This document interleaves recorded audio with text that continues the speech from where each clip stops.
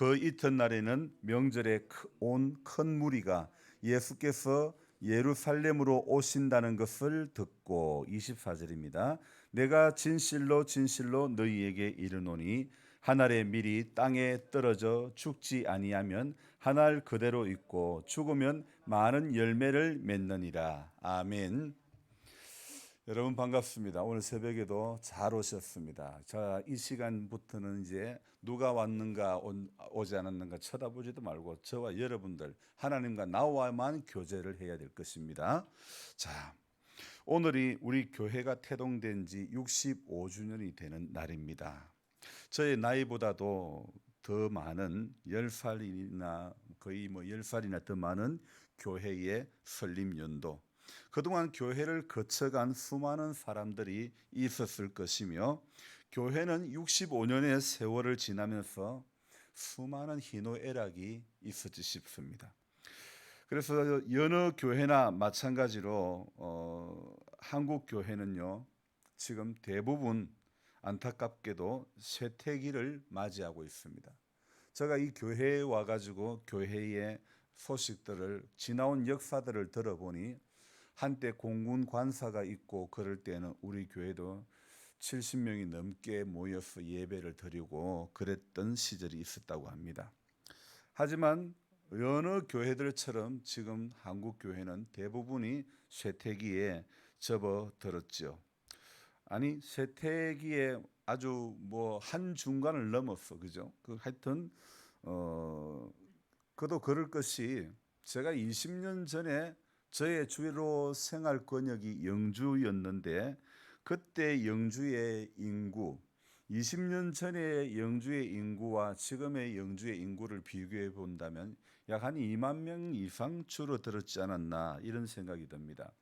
제 기억으로는 그때 영주 시내에 기독 서점이 2개 이상 있었던 걸로 기억이 나는데 지금은 달랑 하나 있는 그마저도 쳐다보면 이게 개점한 건지 휴업한 건지 개점 휴업 상태인 것처럼 보이는 그런 그 정도로 손님이 훨씬 줄어들었고, 과거에는 제가 그 책이나 기독교 용품을 고르고 있을 때면 어김없이 그 자리에서 이웃교회 목사님이나 또 성도님들 또 아는 분들을 만나기가 쉬웠는데 지금부터 몇 년 전부터 지금까지 제가 기독 서점을 가면서 주인 외에는 다른 분을 만나 본 적이 없습니다. 그 정도로 기독 서점에 오는 사람들이 없다는 거죠. 이것은 몇 가지 원인이 있을 것인데, 첫째, 유통 구조가 달라져서 온라인을 통해서 물건을 구매를 많이 하기 때문에 그럴 수도 있습니다. 두 번째로는 사람들이 책을 안 본다는 것이죠. 그리고 세 번째로는 교인들의 감소로 인해 가지고 또 열심의 이제 식어짐으로 말미암아 기독교 관련된 전도 용품이나 책 용품 이런 것들을 전혀 이제 구입할 생각이 이제 없어서 그럴 수도 있을 것 같습니다. 원인이야 어떻든 간에 현재 상황은 기독 서점뿐만 아니라 영주 시내 어느 업종도 잘 되는 업종이 거의 찾아보기 힘든 게 사실입니다. 실물 경기가 그만큼 어렵다는 것 여러 가지로 증명이 되고 있습니다. 그런데 이해가 되지 않는 부분이 있습니다. 저녁에 시내 나가면 움직이는 사람이 별로 없고 모든 것이 안 되는 것 같은데 신기하게도 신번호판을 단 차량은 자꾸만 늘어나는 것 같습니다. 그래서 영주 시내 나가보면 또 나가는 길에 보면 앞에 번호가 세 자리 번호인 차들이 그렇게 새로 구입한 차들이 많이 보이기 시작합니다. 지금에서 대부분 앞번호가 2자리인 차가 많지만은 앞으로 앞번호가 3자리인 차가 점점 더 많아질 것으로 보입니다. 실물 경기는 분명히 더 안 좋아지는 것이 사실로 보이는데 차는 자꾸 남바가 파란 색깔 전기차입니다. 이 파란색은 일반 차보다 훨씬 더 비쌉니다. 그런데 그런 파란 색깔의 차 자꾸 신형차들이 쏟아져 나오고 있죠. 곧 우리나라는 대통령 선거를 이제 앞두고 있어서 또 막대한 비용이 들어갈 것이고 또 갑자기 코로나 숫자가 확진자 숫자가 늘어난 것으로 인해 가지고 지금 나라는 한바탕 홍역을 치르고 있죠. 이런 상황 가운데 교회들도 피해갈 방법이 없는 거예요. 그래서 교회들도 지금 어느 때보다도 어려운 시기를 작년, 올해 이렇게 보내고 있습니다. 기독교 인구의 감소에는 사단의 전략이 수도 없이 많았겠지만은 저는 그 어떤 사단의 전략도 전략이지만은 작은 사건 앞에서도 믿음으로 이겨 나가기보다는 문제 앞에 그냥 털썩 주저앉아 버리는 약하디 약한 신앙이 되어 버린 것이 우리 기독교인의 한국 교회의 최고의 문제인 것 같습니다. 여러분, 이렇게 된 원인이 무엇입니까? 무엇이라고 생각되어집니까? 오늘 분명히 이 요한복음 12장, 11장, 12장 설교 한 번씩 하고 또 12장의 중간 부분에 서두의 약간 중간 부분에 들어가서 또 오늘도 보고 있는데 나사로의 일로 나사로가 어떤 일이었습니까?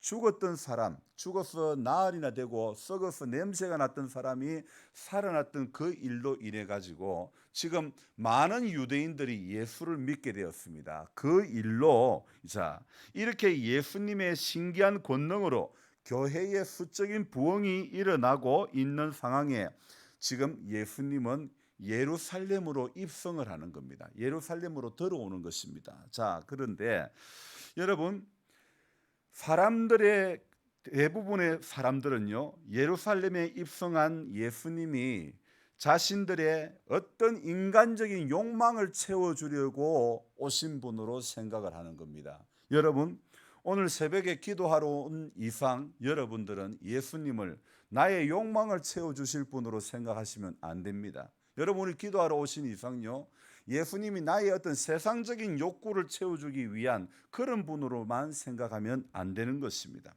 우리 예수님은요, 오늘 이 본문에 나오는 이런 유대인의 기대하는 바와는 전혀 달리 그들의 세상적인 욕망에는 단 하나도 들어주지 않았다는 것입니다. 여러분, 예수님 좀 너무 매정하지 않습니까? 매정하다고 생각합니까? 아니면 당연하다고 생각이 되어집니까? 오늘 예수님은 그들의 세상적인 욕망에는요 하나도 채워주지 않습니다. 유대인들의 마음이 어땠을까요? 자신들의 욕망을 채워주지 않는 예수, 자신들의 기대를 채워주지 않는 예수, 이런 예수 믿을 필요가 있을까요? 여러분 어떻게 생각합니까? 그들은 예수님을 향해서 지금요 엄청난 배신감을 가지고 있을 것입니다.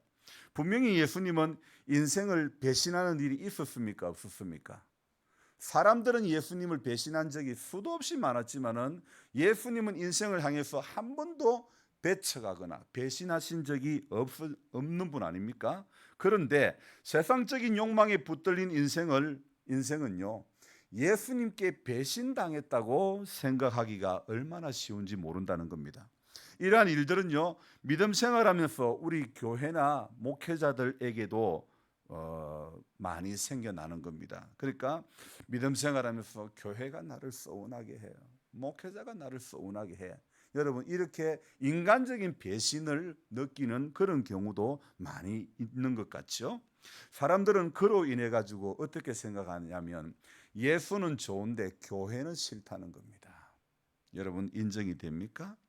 그래서 요즘은요, 뭐 요즘이 아니죠. 벌써 오래전부터 우리 사회에, 우리 교회 안에서는 어떤 성도가 많이 생겼습니까? 가나안 성도, 거꾸로 하면 안 나가 성도, 교회 안 나오는 성도가 많아지는 거예요. 사람들은요 분명히 나사로를 살리시는 예수님의 복음적 그 삶에는 아무런 문제가 없지만은 사람들의 반응은요 이 냉소를 넘어가지고 배신감에 흠뻑 젖어 있는 겁니다. 왜 그럴까요? 저는 그 원인을 자신들의 기대와 다른 상황이 자기들 앞에 전개되고 있으니 자신들도 모르게 지금 사고가 완전히 바뀌어지고 있습니다.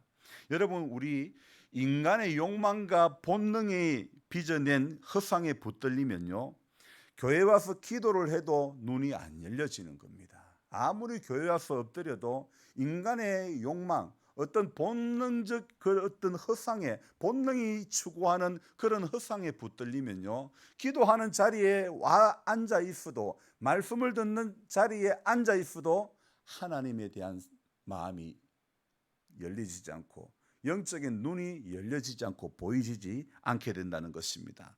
그 대표적인 것 하나가 우리 열왕기 상인가요? 한 가지 잠깐 헷갈리는데, 나만 장군 이야기 한번 생각해 볼까요?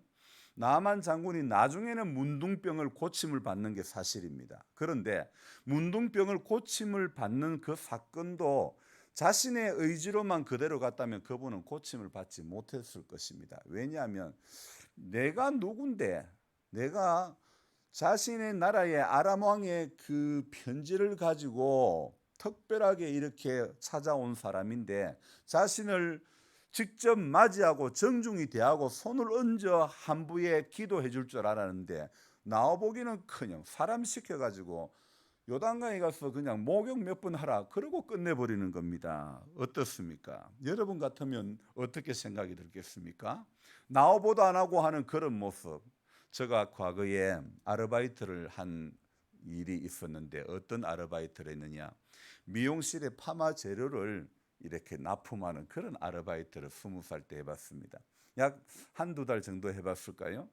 자전거에 파마약을 싣고 이렇게 부산의 그 비탈진 곳을 돌아다니면서 팔아보려고 다녔는데, 세상에나 미용실 원장님이 어디서 왔어요? 이러길래 저 제로상에서 왔는데요. 그러니까 다 있어요. 그러는 거예요. 누워서. 참 씁쓸하더라고요. 여러분, 오늘 나만 장군 어떻습니까? 분명히 자기 나라의 왕의 편지를 가지고 고침을 받으려고 이렇게 특별한 부탁을 이렇게 받아가지고 내가 이 정도의 사람이라는 것, 그렇게 그런 마음으로 왔는데 어떻습니까? 나중에서 고침을 받았지만은요, 그러나 나만의 생각 안에는 무엇이 있습니까? 자기 생각이 있습니다. 자기 생각. 여러분, 우리가 믿음 생활하면서 은혜를 못 받고 믿음 생활하면서 넘어지고 믿음 생활하면서 실족하는 이 모든 것은요, 전부 자기 생각에 붙들리면요, 누구라도 넘어질 수밖에 없습니다. 목사, 넘어지는 거 한순간입니다. 여러분, 교회 수십 년 다녀도 넘어지는 거 한순간입니다. 자기 생각에 붙들린 사람은요, 정중히 그렇게 맞이하고 그렇게 손을 얹어 안수하며 자신의 병을 치료해 줄 것이라고 알았지만은요, 그러나 실제 환경은, 사람들은 지금 그렇게 치료를 안 해주니까 어떻습니까? 지금 굉장히 불따구가 난 겁니다. 여러분, 기억해야 할 것은요, 하나님은 일하실 때에 언제나 자기 생각에 붙들린 인생, 언제나 그 인간의 생각대로 일하시는 분이 아니고 자기 생각 안에 붙들린 삶을 그렇게 하나님은 세워주는 게 아닙니다. 여러분, 하나님은 일하실 때에 언제나 인간의 생각 안에 붙들려 일하는 분이 아니라는 것을 우리는 알아야 됩니다. 그럼에도 인간은 어떻습니까? 인간의 생각에는 끊임없이 자신의 욕망에, 자신의 기대에, 자신의 경험치 안에 있는 예수를 만들려고, 그런 예수를 믿으려고 하는 게 우리 안에 얼마나 많은지 모른다는 겁니다. 유한한 인간이 무한하신 하나님을 자신의 지식 안에 가두고 자신의 경험 안에 가두고 자신의 어떤 기대치 안에 가두어 버린다면요, 이것만큼 어리석은 일이 어디에 있겠습니까? 예루살렘의 입성, 예수님이 예루살렘에 들어오신다는 거, 이 예루살렘에 입성하는 거, 이거요, 그냥 지금 입성하는 게 아닙니다. 예루살렘의 입성을 앞두고 우리 예수님은 어떤 사건, 어떤 기적을 행했습니까? 바로 죽어서 썩은 냄새가 나는, 죽은 지 나흘이나 되는 그 사람을 살린 그 기적을 행한 이후에 지금 예루살렘으로 들어옵니다. 자, 그런 능력의 예수님이 이제 예루살렘에 왔다는 건 뭡니까? 우리 이제 끝났다. 우리는 이제 길이 열려졌다. 여러분, 그런 생각 했을까요? 안 했을까요? 자, 우리가 이제 우리나라도 대통령 선거를 곧 앞두고 있는데, 나의 기대치에 내가 도장을 찍었던 그분이 대통령이 되면 나라가 달라질 것 같습니까? 여러분, 내가 그렇게 원하고 우리 모두가 원했던 목회자가 와서 설교를 하고 예배를 드리면 내가 달라질까요? 설교를 잘하는 정말 교인들을 신방을 잘하고 정말 인기 만점인 목사가 와서 목회를 하면 교인들의 삶이 달라질까요? 여러분, 우리가 분명히 알아야 될 것은 내가 바뀌지 않으면 어떤 대통령이 나라를 다스려도 어떤 목회자가 강단했어도 내가 바뀌지 않으면, 말씀 앞에 선 내가 바뀌지 않으면요, 아무 소용이 없다는 것을 알아야 되는 것입니다. 지금 죽은 지 나흘이나 된 나사로를 살리신 예수님이 입성했을 때에, 지금 그분이 입성할 때에 사람들의 반응이 어땠습니까? 대제사장과 바리새인들요, 정말도 상상도 하기 싫었을 것이라고 생각합니다. 왜요? 그런 예수가 예루살렘에 들어오면 자신의 기득권을 빼앗길 수 있다고 생각되어졌기 때문에, 그래서 대제사장과 바리새인들은 어떤 모의를 하느냐, 나사로를 이렇게 살리는 그 사건 뒤에 예수를 죽여버리자, 우리 이런 모의를 하는 겁니다. 그리고 12장에 들어와 가지고 서도 부분에, 야, 이건 예수만 죽이가 될 것이 아니야, 죽어서 썩어서 냄새가 나는 나사로, 이 사람 보고 예수를 믿는 사람이 많아져 버리니까 예수만 죽이가 될 것이 아니야, 누구까지? 나사로까지 죽여버려야 되겠다, 그런 모의를 합니다. 그게 바로 9절부터 11절에 나오는 내용 아닙니까? 여러분, 이게 타당한 일입니까? 대제사장들과 바리새인은 그 누구보다도 하나님을 잘 안다고 자부하는 사람들 아닙니까? 그런 그들이 12장에서 예수님은 물론이고 나사로까지 죽이려고 작당을 한 거 아닙니까? 그도 그럴 것이, 예수님이 고치신 나사로는 죽은 지 나흘이나 된 사람 아닙니까? 그것도 썩어서 냄새가 난 그런 사람이 살아났다는 거 아닙니까? 그것은 정말 그 당시에 적지 않은 그런 충격이 아닐 수가 없지 않습니까?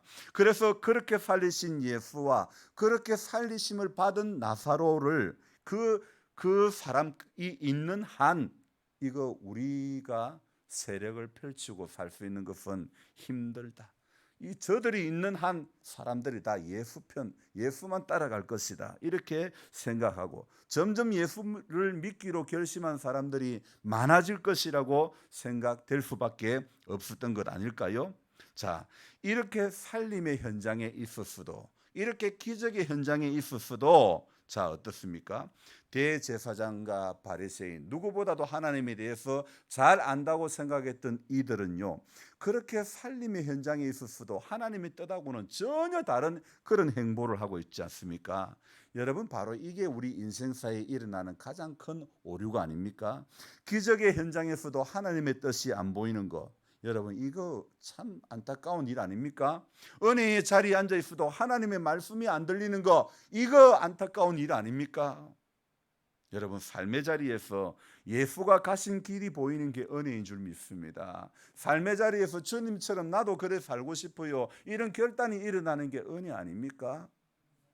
다른 사람이 어떤 집에 살고 얼마나 돈이 있고 어떤 차를 타고 다니고, 그거 중요하지 않습니다.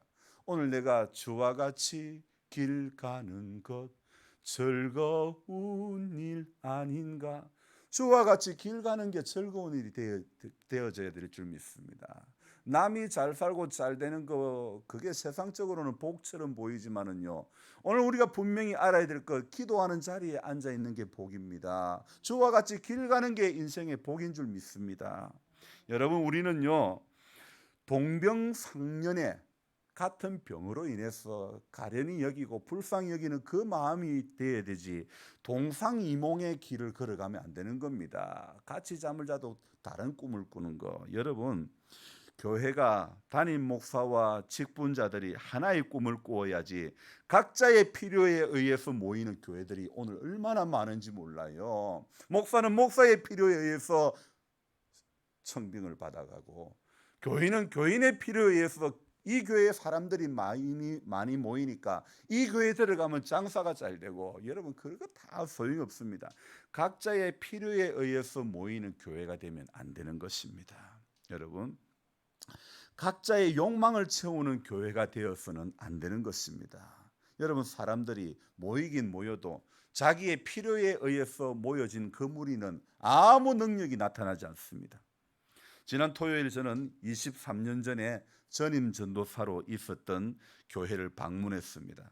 새로 건축한 교회의 모습은 정말 제가 처음 보았는데, 그 울산에 6차선 대로변에 100억 가까이 들여가지고 세운 건물, 최신식 현대식의 건물, 1층에는 카페가 있었고, 본당 문은 잠겨서 제가 들어가 보지는 못했지만은요, 옛날 제가 심호했을 때 그 건물의 형태는 하나도 없고, 그 번화가 그 중심에 그 빌딩 숲 사이에 세워진 교회의 모습은, 최신식의 그 교회의 모습은요 정말 웅장했고, 하나님의 교회가 변신하는, 발전하는 그 과정, 외형적으로 완전히 달라진 그 상황이 저는 너무 대견해 보였습니다. 그것은 교회의 구성원의 기도였고, 한 곳을 바라봄이었고, 또한 기득권을 내려놓아서 이루어진 결과물이라고 저는 생각합니다. 그래서 지금 교회가 필요한 것은요, 오늘 대제사장들과 바리새인들처럼 자신의 기득권을 교회 안에서 찾으려고 하는 그런 삶이 되어서는 안 된다는 겁니다. 오늘 교회가 가야 할 방향은, 오늘 성도가 가야 할 방향은, 오늘 우리가 가야 할 방향은요, 나의 기득권을 내려놓는 그 일을 해야 된다는 것입니다. 기득권을 내려놓는 그 작업이 전부 교회들마다 필요한 것입니다. 여러분, 그게 힘을 얻는 교회가 되는 지름길이라는 겁니다. 그래서 12장 끝에, 이 이야기의 끝에 예수님께서 어떤 이야기를 하시냐면, 우리가 기득권을 내려놓고 대제사장과 바리새인의 그 길을 걸어가지 않고, 우리 예수님께서는 오늘 24절에 말씀합니다. 내가 진실로 진실로 너희에게 이르노니 한 알의 밀알이 땅에 떨어져 죽지 아니하면 한 알 그대로 있고, 죽으면, 같이 읽읍시다, 많은 열매를 맺느니라. 아멘. 여러분, 오늘 죽읍시다. 오늘 죽읍시다. 오늘 우리가 죽어야 되는 겁니다. 오늘 우리가 기득권 내려놔야 됩니다. 오늘 내가 교회를 몇 년 다녔고, 오늘 내가 어떤 직분이고, 이거 전부 다 내려놓아야 되는 것입니다. 여러분, 직분으로 천국 가는 것도 아니고, 교회에 다닌 연수로 천국 가는 것도 아니고, 오늘 내 안에 믿음이 있어야 천국 가는 겁니다. 오늘 내가 예수님처럼 기득권을 내려놓아야 주님의 나라에 들어가는 것입니다. 그래야 내가 죽어지고, 내가 내려놓아야 교회가 세워지는 줄로 믿습니다. 오늘 이거 내려놓지 못하는 일로 인해서 교회들이 시끄러워지는 거죠. 저도 내려놓을 것입니다. 여러분, 우리 모두가 전부 다 기득권을 내려놓고 주님의 그 마음, 예수께서 가신 그 길, 그 마음, 그것에 붙들려야 되죠. 자신이 알고 있는, 조금 알고 있는 그것에 붙들려 가지고 자신의 기대치 안에 예수를 가두지 맙시다. 자신의 경험치 안에 예수를 가두지 맙시다. 신앙의 연수 안에 예수를 가두지 맙시다. 주님은 우리의 생각에 붙들려 일하는 분이 아닙니다. 하나님은 우리의 경험치 안에 붙들려서 일하시는 분이 아님을 저와 여러분들이 알아야 될 줄 믿습니다. 기도하겠습니다. 하나님, 전부 교회의 일들은 오늘 이 요한복음에 나오는 이 일, 예수님이 예루살렘에 입성하는 이 일에 표면적으로 드러나는 한 부류의 사람을 오늘 보았습니다. 예수께서 들어오면 자신들의 기득권들이 빼앗긴다는 것을 경험하고 생각하고, 그래서 예수를 죽이려고, 나사로를 죽이려고 모의했던 이들의 삶을 통해서, 이들의 이런 어리석은 생각을 통해서 우리는 어떤 삶을 살아가야 할지 오늘 예수께서 답을 내려주셨습니다. 한 알의 밀이 땅에 떨어져 죽지 아니하면, 오늘 내가 이 땅에서 죽지 아니하면 한 알 그대로 있고, 내가 죽으면 주님은 많은 열매를 맺는다고, 그래서 내가 이 땅에서의 기득권을 오늘 내려놓기를 주님은 바라고 계시는 것을 깨달았습니다. 주님, 예수 아닌 것, 예수 아닌 기득권, 예수 아닌 모든 것 내려놓을 수 있는 우리 모두가 되어지게 하여 주옵소서. 사랑하는 주님, 우리 권상우 장로님, 권혜경 자매님 불쌍히 여겨주시기를 원하옵고, 아버지 하나님 구원의 확신을 주시고 은혜 가운데 붙들린 남은 인생이 될 수 있도록 축복하여 주옵소서. 조본 할머니의 유족들을 축복하시고 하나님 그 자녀들 중에 믿지 않는 자녀들 믿음 안에 거할 수 있는 복을 주옵소서. 우리 정은자 집사님 육의 약함 가운데서 강함 되신 주님 오늘도 바라볼 수 있는 믿음 주시고, 권필호 권사님 주님 오랫도록 출입하지 못하고 예배의 현장에 함께하지 못하는데 주님 이 자리에 앉아서 예배드릴 수 있는 힘을 주시기를 원합니다. 믿음을 주시기를 원합니다.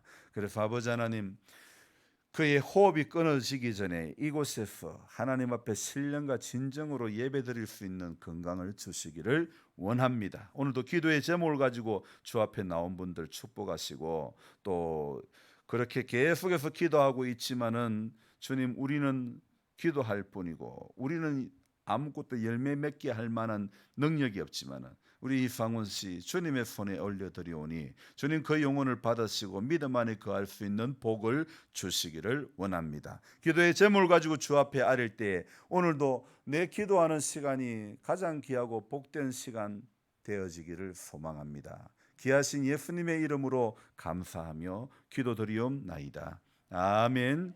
간절한 마음으로 주여 부르고 기도합니다. 주여